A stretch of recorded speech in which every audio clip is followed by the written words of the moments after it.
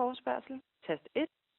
Ønsker du oplysninger om vores... Ved du, at anmeldelse af tyveri kan indgives på politiets hjemmeside www.politi.dk, hvor du i fred og ro kan udfylde anmeldelsesskema. Du stilles om til servicecenteret.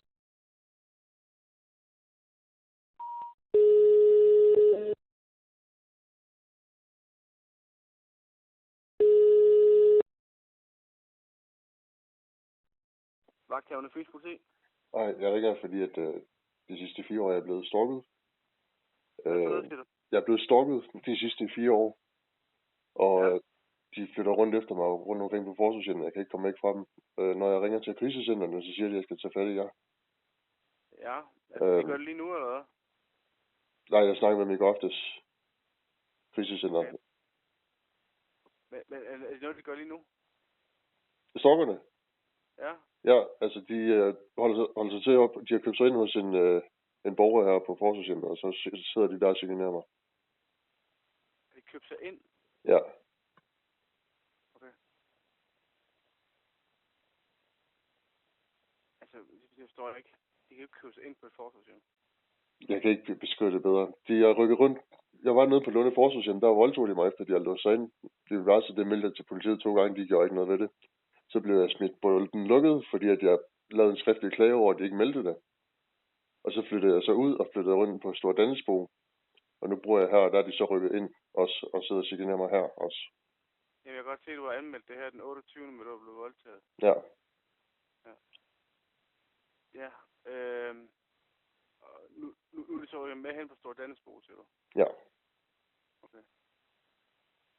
Det lyder meget usandsynligt. Det ved jeg godt, men sådan er det virkelig nogle gange. Ja. Har du prøvet at tage fat i noget personale derude? Ja, men de får næsten penge for at lade være med at gøre noget af det. Jeg har bedt dem om de har dem på kamera, og jeg har bedt dem om at udlevere nogle videoer, hvor de har optaget, at min telefon stopper af sig selv, fordi at mine stalker har kontrol over min computer og min telefon, og de chikanerer mig igennem dem.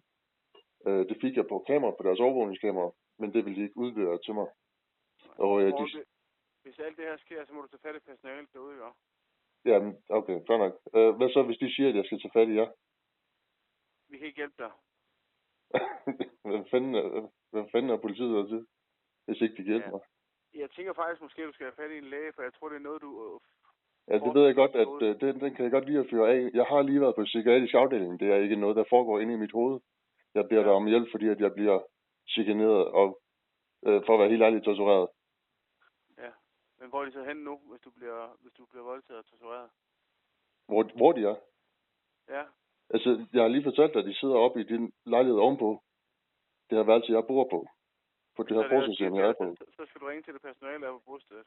Eller på forsvarscenteret. Okay, der har vi. Så spørger jeg lige igen. Hvad så, hvis de siger, at jeg skal tage fat i jer, så siger du til mig, at så kan I hjælpe mig? Vi kan ikke hjælpe dig, nej. Det er en læge, der skal hjælpe dig. Okay, det er i orden. Tak for hjælpen. Selv tak. Hej.